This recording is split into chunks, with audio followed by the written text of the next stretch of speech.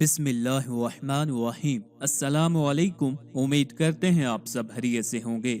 आज की वीडियो में इंशाअल्लाह अज़ीज़ आपको ज़िलहज्जा के पहले जुमा का वजीफा बताएंगे। आज का वजीफा उन तमाम हजरात के लिए है जिनकी मंगनी होती है लेकिन बिला किसी वजह के टूट जाती है, या वो जो अभी तक अपनी शादी के लिए अच्छे रिश्ते के इंतजार में हैं और उनको रिश्ता नहीं मिल पा रहा, या ऐसे वालिदैन जो अपनी औलाद के लिए अच्छे रिश्ते के ख्वाहिशमंद हैं और औलाद के लिए अच्छा रिश्ता नहीं मिल पा रहा, तो ये वजीफा उन तमाम हजरात के लिए बहुत ही मुजरब है। इस अमल की इजाजत ताम है, बहुत मुख्तसर है और इसे कोई भी कर सकता है। इसके अलावा आप इस वजीफा को अपने किसी भी नेक और जायज मकसद के लिए कर सकते हैं। वजीफा बताने से पहले आपसे गुजारिश है, अगर अभी तक आपने हमारे चैनल को सब्सक्राइब नहीं किया तो सबसे पहले हमारे चैनल को सब्सक्राइब कर लें ताकि आपको हर नई वीडियो बआसानी और सबसे पहले मिलती रहे। हिजरी कैलेंडर के हिसाब से इस्लामी साल का 12वां और आखिरी महीना जिलहज्जा है। इसकी वजह तस्मिया जाहिर है कि लोग इसमें हज करते हैं। अल्लाह रब्बुल इज़्ज़त ने साल के 12 महीनों में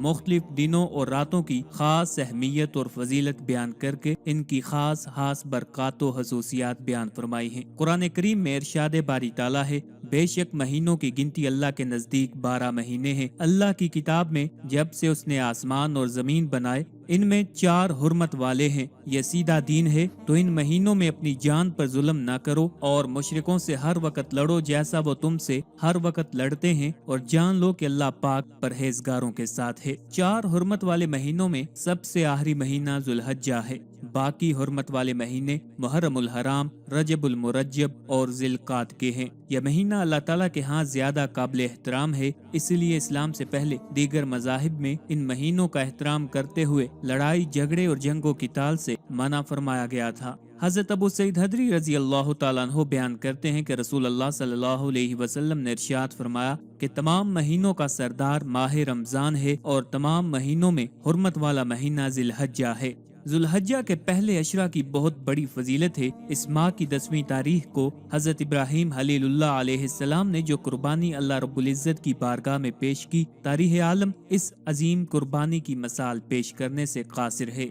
अल्लाह ताला ने इस महीना की पहली 10 रातों की कसम याद फरमाई है। इरशाद बारी ताला है, इस सुबह की कसम और 10 रातों की और जुफ्त और ताक की और रात की जब चल दे, और बेशक ये चीजें अक्लमंदों के नजदीक कसम खाने के लायक हैं कि काफिरों को जरूर अजाब होगा। वल फजर की तफसीर में मुफस्सिरीन इकराम का इख्तिलाफ है। हजरत जाबिर बिन अब्दुल्लाह रजी अल्लाह तआला अन्हु से मरवी है, रसूल अल्लाह सल्लल्लाहु अलैहि वसल्लम ने फरमाया, वल फजरी वाला यालिन अश्र से अज़्ज़हा की 10 रातें मुराद हैं। हजरत अब्दुल्ला बिन जुबैर और हजरत अब्बास रजी अल्लाह तआला अन्हुमा ने फरमाया कि इससे मुराद जिलहज्जा की 10 रातें हैं।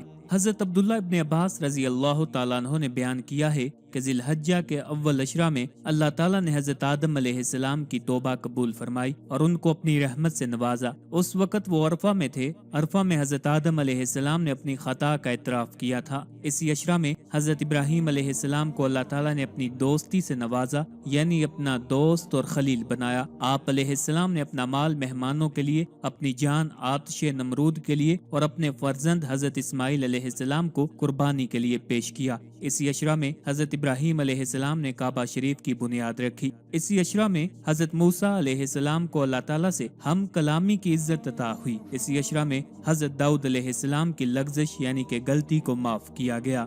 उम्मुल मोमिनीन सय्यदा आयशा सिद्दीका रजी अल्लाह तआला अन्हा से रवायत है कि आक़ाए दो जहां सरवरे कोनो मकां सल्लल्लाहु अलैहि वसल्लम ने इरशाद फरमाया, अल्लाह रब्बुल इज़्ज़त जिस तरह अरफा के दिन लोगों यानी गुनाहगारों को आग से आजाद फरमाता है, इससे ज्यादा किसी और दिन में आजाद नहीं करता। एक और हदीस पाक का मफहूम है जिसके रावी हजरत तलहा बिन उबैदुल्लाह हैं कि आका सल्लल्लाहु अलैहि वसल्लम ने इरशाद फरमाया, शैतान यौम अरफा के अलावा किसी और दिन में अपने आप को इतना छोटा, हकीर, जलील और गजबनाक महसूस नहीं करता जितना इस दिन करता है। ये महज इसलिए है कि इस दिन में वो अल्लाह पाक की रहमत के नज़ूल और इंसानों के गुनाहों से सिर्फ नजर का मुशाहिदा करता है। अलबत्ता बदर के दिन शैतान ने इससे भी बड़ी शय देखी थी। अर्ज किया गया, या रसूल अल्लाह सल्लल्लाहु अलैहि वसल्लम, यौम बदर उसने क्या देखा? फरमाया, जिब्राइल अलैहिस्सलाम को जो फरिश्तों की सफ़ें तरतीब दे रहे थे।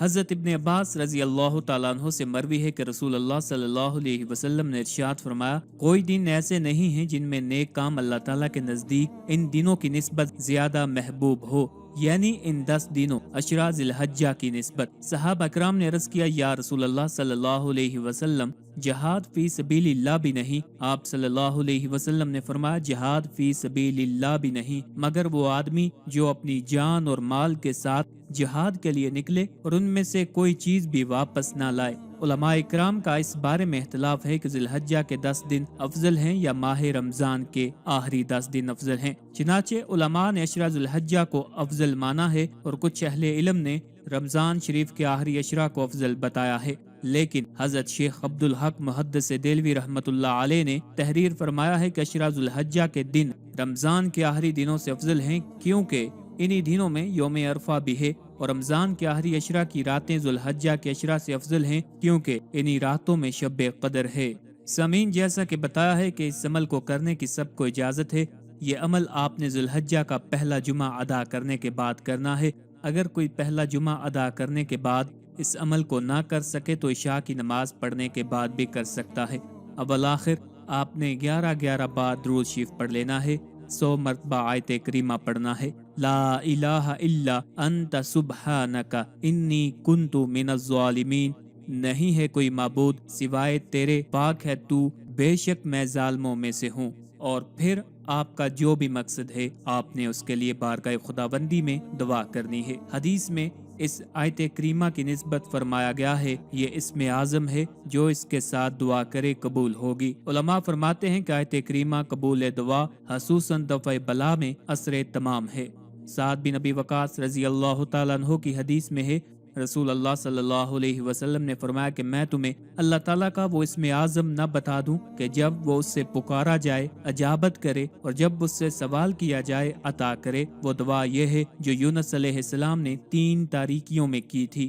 کسی نے عرض کیا، یا رسول اللہ صلی اللہ علیہ وسلم، کیا یہ خاص حضرت یونس علیہ السلام کے لیے تھا یا سب مسلمانوں کے لیے؟ آپ صلی اللہ علیہ وسلم نے فرمایا، کیا تو نے اللہ تعالیٰ کا ارشاد نہیں پڑھا کہ پس ہم نے اس کی پکار سن لی اور اسے غم سے نجات دے دی، اور ہم ایمان والوں کو اسی طرح بچا لیا کرتے ہیں۔ سامعین اکرام، یہ مختصر عمل ہے، آپ نے 11 بار اول آخر درود پڑھنا ہے اور 100 بار آیت کریمہ پڑھنا ہے۔